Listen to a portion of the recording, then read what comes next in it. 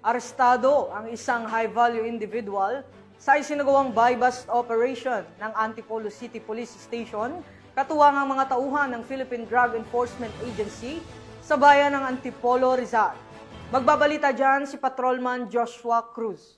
Kumpay na naaresto ng City Drug Enforcement Team ng Antipolo Component City Police Station ng isang pusher at high-value individual na kanilang kinilala bilang si alias Kuya, 28 taong gulang, residente ng Barangay Kupang, Antipolo City.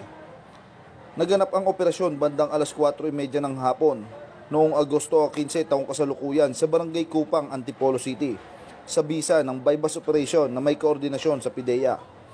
Nakumpiska mula sa sospek ang tinatayang 25 gramo ng hinihinalang shabu na nakapaloob sa 3 heat-sealed transparent plastic sachet na may halagang humigit kumulang na 170,000, isang pirasong 500 peso marked money at isang coin purse.